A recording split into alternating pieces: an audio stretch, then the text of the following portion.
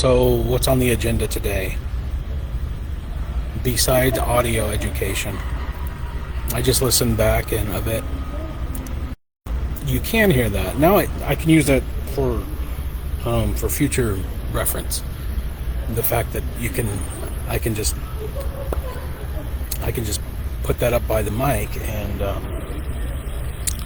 and you get to hear what I'm listening to. My sisters are gonna, well, my older sister at least, will know exactly what's going on with that. Book 1, Disc 2, All Eyes on Me, how fucking many thousands of times we listened to that fucking CD. How many times we had to buy it because it kept getting scratched up. And then it was like, it's not mine, it's yours. I was thinking about, what was I was thinking about something really. Okay, so the first thing that comes to mind is the 9/11. 9/11 was an inside job. I don't know. I'm agnostic. The best position, by the way, to take on anything, including the existence of God, the most rational position is agnostic. It literally means I don't know. Like, I don't know. Like, the word Gnostic means knowledge. If you had an A to it, just like an A on anything, like atypical or asymmetrical, it's non-knowledge. The word agnostic literally means I don't know. And if you don't know, then you don't know. That's it. It's really fucking simple. If you don't know God, seek and ye shall find. Seek and ye shall find, dear Watson. If you don't know, and if you don't want to know, you're never gonna know. That's another trick that they don't tell you. The people who farm us, because we are cattle. It's called Goyim. Look it up. Whoever farms us, I don't care.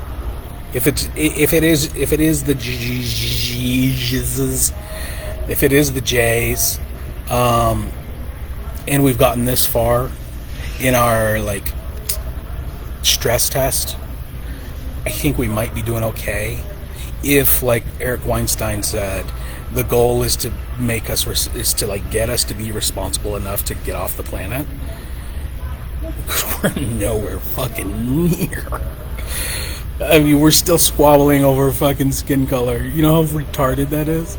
Like, we're still basic stupid things like gay, and I have the answers to this stuff, by the way, which I don't know it might be Satan himself. Like, Satan, the Lord of this world, doesn't want us to leave for some reason. There's some demented maternal, pathological maternal thing going on where we are literally kept inside the womb of the earth, the cradle of the earth, until we're ready. And Satan, whatever that is, whatever the force, it might not be the chaos, call it what you want to call it. It's effeminate. It is a feminine force. Sorry, that doesn't say anything about women or any, it's a maternal thing. It's like, keep, let it breathe, let it brew, let it bake. And so that's why the sense of being trapped here is the way that it is. And then occasionally there's a few, schizoid creeps like me who are like, wait a second, I just saw, dude, I just went to the top of that radio tower on mushrooms and I fucking received a beacon, man. There's more out there. Holy shit. And we're not supposed to. We're not allowed to. We're that guy. No fucking way. He's all, his shit's all retarded. Anyway, I was thinking about 9/11. So that brings me to 9/11 deniers. The 9/11 deniers. the 9 people who just ain't buying this 11 shit.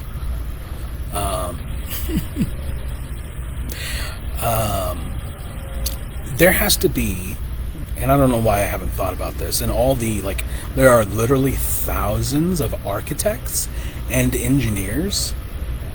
If you just look up architects and engineers, PhDs, who have studied and researched and said, wait a second, none of this shit makes sense. Because I didn't delve too deeply into it, when I saw the bullshit, I was like, oh yeah, the official stories I'm agnostic about. There's a whole lot of fucking holes in the official story of 9/11. You can start there. You're like, wait a second, what about Building 7? Just start there. Just get me out. Building 7? Building 7, yeah.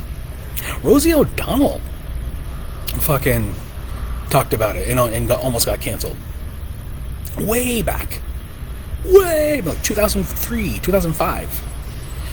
On her daytime TV show, she was like, what the fuck happened to 9/11? Or to Building 7? And people were like, shit. But that could have been a staged, like, little... they do this whitewashing shit. Like Fahrenheit 9/11. They like, brush it, like, okay, there's going to be some skeptics out there. Let's just throw a few splatters of paint for the crumbs for the people who really want to know the truth. And then there's the really, like, no, still not there yet. There's a theory out there about an energy weapon that brought down the towers. That one's fucking wild, because if you look at just watch it. 220 stories of concrete and steel. They're turned into dust. Let me say that again. 220 stories of steel and concrete and a bunch of other shit. It didn't stack up like pancakes. It dissolved into dust and was spread miles and miles far away. Like, what the fuck happened? And if it was energy weapons from, like, an alien species, okay. Message is clear. Okay. And if the Jays have something to do with that type of energy weapon, then okay. I'll suck your Shabbos dick. Shalom. It's fun. It's fun to think about and talk about stuff like this. But I think another big part of the reason for the psychological manipulation shit is for the general population, Gen Pop, not to freak out. Like you're gonna spook the herd if you give them too much information, too much change all at once, which is kind of what happened to me. 2020 was like fucking overload. What the fuck? Too much. You gotta baby steps, okay? Eventually, not yet. Most of you, 93% in fact, the amount of people who willingly took the experimental vaccine because they chose because Donald Trump told them to. Think about that. How does that make you feel? Goyim. Donald John Trump told you to take an experimental vaccine, and you did it. You said, yes, Daddy. Yes, Daddy Trump, I love you. Daddy Trump. And then you took it again. And some of you again. And then, like, by the 4th or 5th, I think, maybe, I don't know fucking how long it was. Well, like, by the 4th or 5th, it was like, okay. And this is how Willard Paxman, he's part of the ploy in the before time. He was paid an exorbitant sum to participate in what would have eventually become my kidnapping and murder. Willard Paxman, many of you, if you're watching, just go ask him. His only response was, "That guy's crazy." Okay. What about Nick Shuddy? What about how many of you snitches are like selling weed to the Kansas City area on behalf of the Kansas City Police Department? Nick Shuddy, Willard Paxman. Do not buy weed from those guys. They're fucking pitiful cowards. And just by looking at them. I'm surprised I didn't fucking put it together before that. Anyway, what the fuck was I saying? Oh, he pissed me off because he was pretending to be my friend. He was a good friend at one point, and then the darkness set in, which is like in the form of dollar signs, which is so cowardly. I said, what, as soon as the Ukraine invasion happened, and people were like blue and yellow flags everywhere, I was like, what the fuck happened to COVID? And this fucking faggot had the audacity to look me in the eye and said, well, maybe people are just tired of talking about it.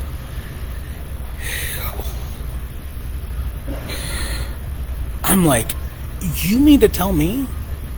You're telling me that maybe people are tired of talking about it? I was talking about it in February of 2020. You don't get to just fucking, maybe people are done talking about COVID. By the way, all the exact same conditions are still present. Everything that was true in March of 2020 is true now. The threat of COVID is still just as valid as now as it was then. The threat of transmission by people not wearing masks, yada, yada, yada, yada. And so now it's all fucking bullshit. But we were saying, yay, bullshit. We were calling bullshit at the time. We were like, wait a second, I smell bullshit. And everyone was like, no,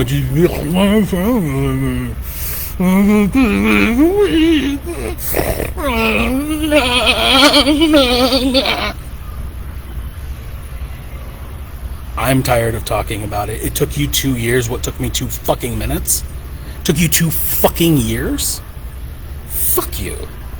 Willard, if I see you, okay, there's about 4 people, and this is a legal threat. Now, I am a champion of free speech. What I'm doing right now is breaking the law. Kind of. So before I do it,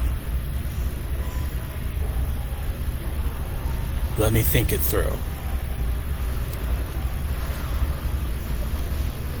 I'm not going to do it because I know the limitations on speech. Let me say this. There are about 3 or 4 men who I assume still identify as men, even though evidence would suggest otherwise. And when I say 3 or 4, very specifically, because even the guy who in the army that I grew up with, William Prettyman, I don't feel like I want bad things to happen to him just on sight. Like I did, to my mind, I don't feel like I would, like a switch would flip. I would still look at him like, hey, bud. Hey, man. What the fuck, dude? But there are people, and as bad as that got, there are 3 people who I harbor rage towards, because of how intense the deception and cowardice was. 4. Their initials are...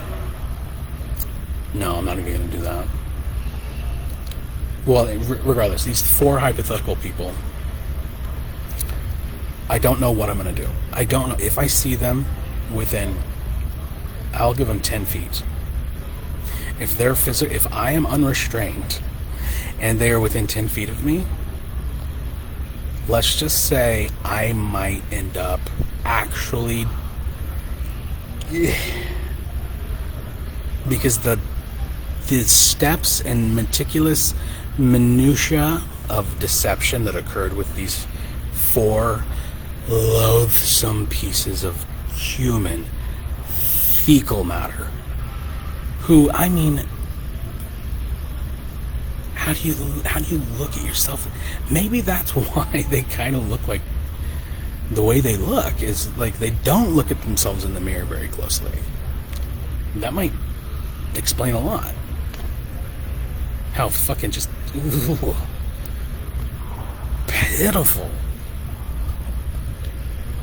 they are. To go that far, to be that deceptive.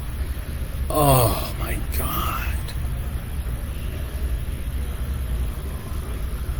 And the thing about redemption with with the good Lord, is that even though these cowards are probably, if they're watching this, are either laughing or crying, one of the two,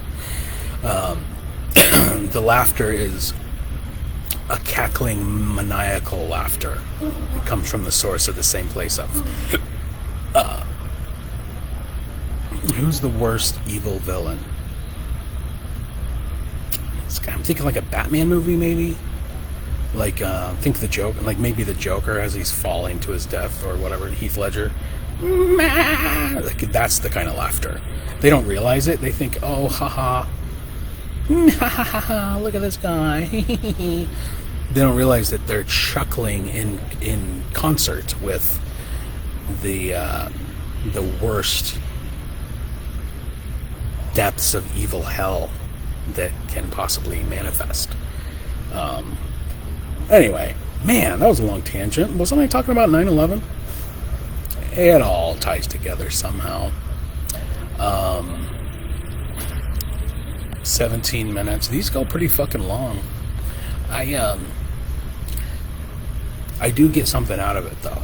So even if it's like just personal therapy, no, the fact, the entire, one of the primary motivating factors for me, knowing that I'm being targeted by powerful people, is knowing that they're watching.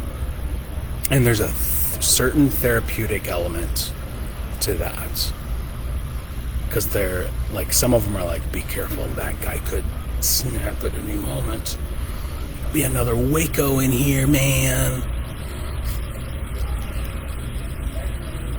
And I'm not even gonna comment on that shit. It could be another Unabomber thinking this is what happens when we are evil and we attack innocent people for having the audacity to think for themselves. Well, oh gee, golly gee, look what we did. This is not who I've become, but what you've made me into. I'm still a nonviolent person, but here, think it through.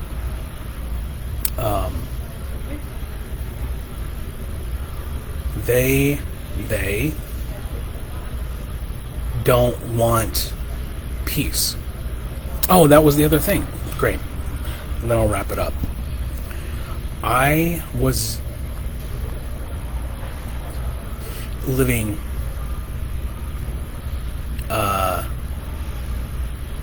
even at the, like, think about the worst possible. I'll give you an example of one of the things. I was sleeping on, it was a place where homeless people commonly they stake out, it's in public, they stake out a place. Often, that's why you see people on like park benches and stuff. This place in particular had room for, like, let's say, like 4 to 7 people to set up and like have a quasi safe feeling place to close their eyes and sleep. And there's one guy who came with a knife and just robbed my fucking neighbors. And I don't know if he was homeless, but I remember him yelling. He's like, I don't give a fuck about robbing homeless people. I'll fucking rob anybody. And like, I just sat up and just watched it happen. He fucking snatched this dude's like 10 feet away from me. I was like, what am I gonna do? I can't call the police. The police are out to get me. This is the world that they've created. Like, if I had because I do have a fucking moral conscience, witnessing something like that occurring, if I took a stick to the guy, I'm on the lam for fucking assault or worse, allegedly, or self-defense. Anything that I could do that is a potential, that has a legal, that enters into legal territory, is risky for me and for like thousands upon millions of other people in this country. Ostensibly the safest and freest and yada yada fucking place in the world. So I got to watch this guy get, and he had already been through it so much that he was just like dead. It took him about 5 to 10 minutes before he just laid back down. Someone came up, took the last like 5 things that he had that have no value to anybody but him, threatened him with a knife, and he just went back to sleep. And so that's the world that I've been living in defense of morality, justice, the United States Constitution, freedom of speech.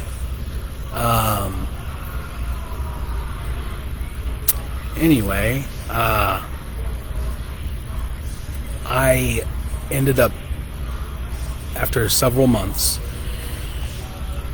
finding a place to not be in that situation. Which is, if you don't have a safe shelter, your life is in danger no matter what.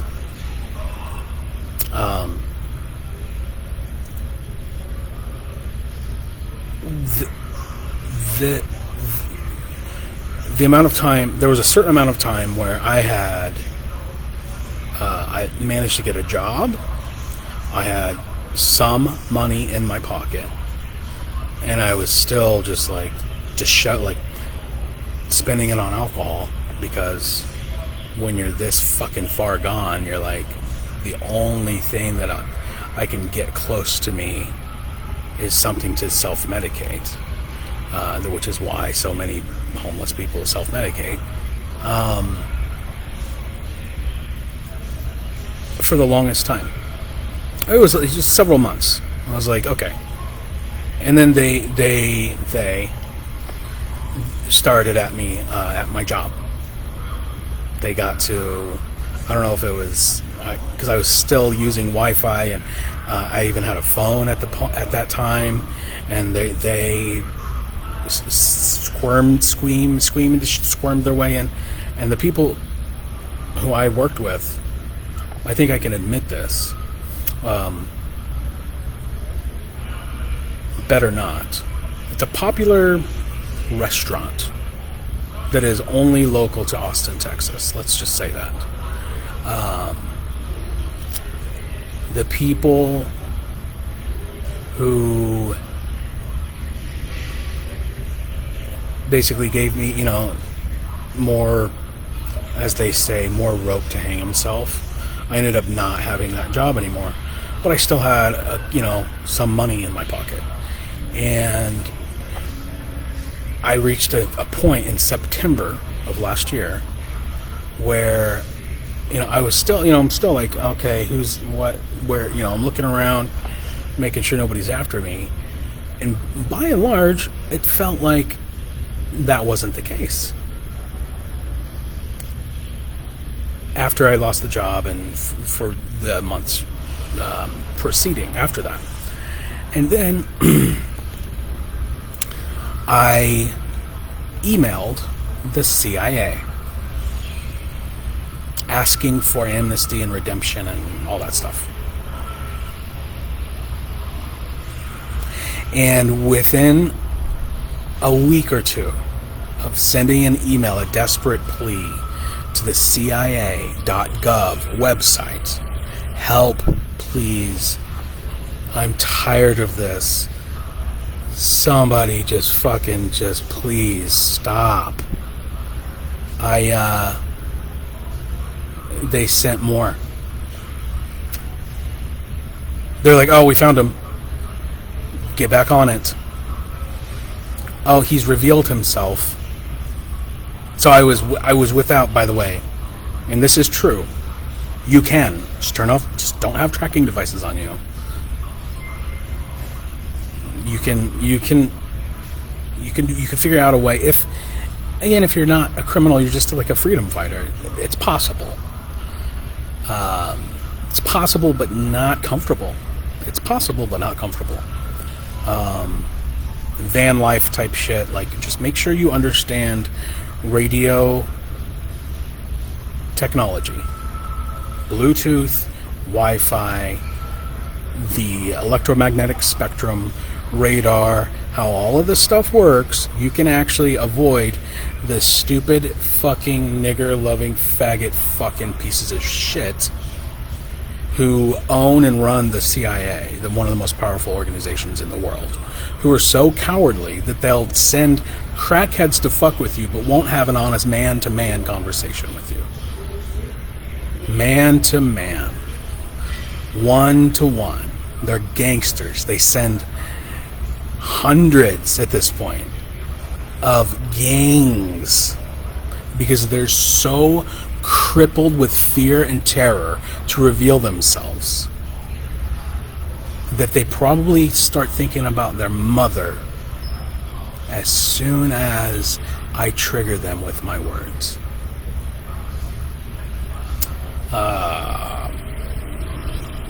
And this was in September, and it's been ongoing ever since. Where we now, October, November, December, so 8 months.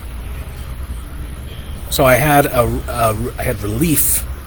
I think the idea was, oh, he's just going to drink himself to death or whatever, or kill himself or whatever.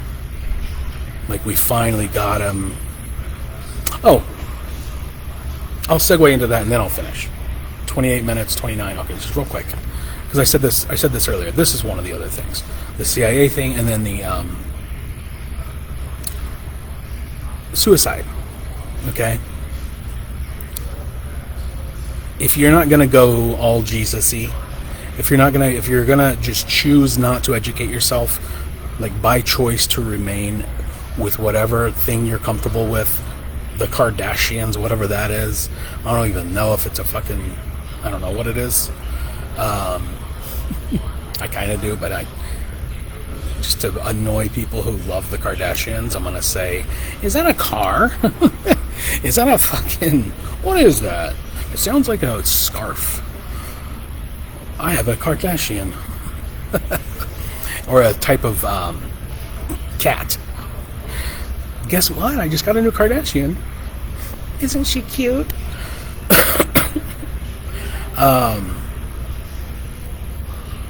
What the fuck was I saying? Oh, suicide. Let's not forget about suicide.